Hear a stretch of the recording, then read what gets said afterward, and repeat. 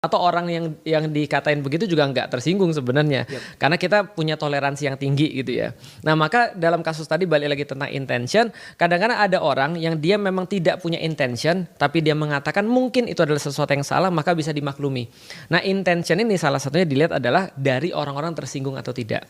Atau dari pendapat para ahli. Contoh, satu kalimat itu bisa jadi pernyataan, bisa jadi pertanyaan. Gimana tuh? Karena intention. Ya. Gimana tuh? Itu adalah kalimatannya. Ya. Kalau gimana tuh? Itu kayaknya menyelidiki atau mempertanyakan. Iya deh, lu hebat. Emang lu hebat? Emang lu hebat?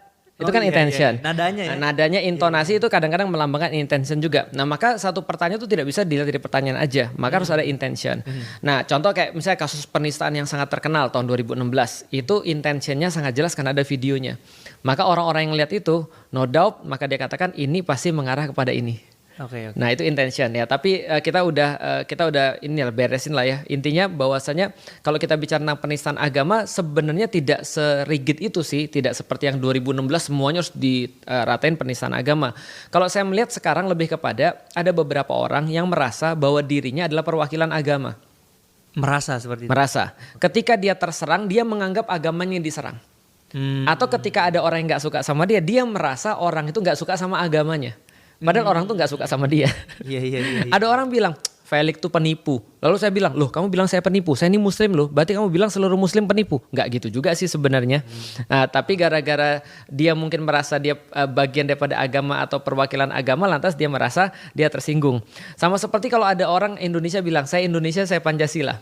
Berarti kalau ada yang nggak suka dia, seolah-olah nggak suka Indonesia dan nggak suka Pancasila. Itu kan nggak fair ya. Betul. Nah, artinya kalau saya melihat sih penistaan agama ini tidak serta-merta harus kayak semuanya penistaan agama. Balik kepada sesuatu yang lebih rinci tentang Dr. Richard. Dr. Richard itu setahu saya juga pernah dilaporin gara-gara penistaan agama sebelum VN itu beredar. Oke. Iya, jadi dilaporinnya apa?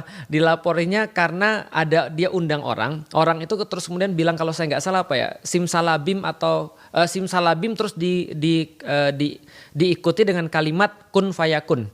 Kun fayakun itu di dalam Islam itu adalah ayat Al-Quran. Artinya jadi maka jadilah. Jadi seolah-olah kalau Allah mau sesuatu, Allah berkata kun jadi fayakun, jadilah. Nah, maka itu seolah-olah disamakan dengan simsalabim. Ini dikatakan penistaan agama. Padahal saya lihat dari segi manapun itu tidak ada sama sekali penistaan agama. Dan anehnya orang itu maksa betul bahwa ini adalah penistaan agama.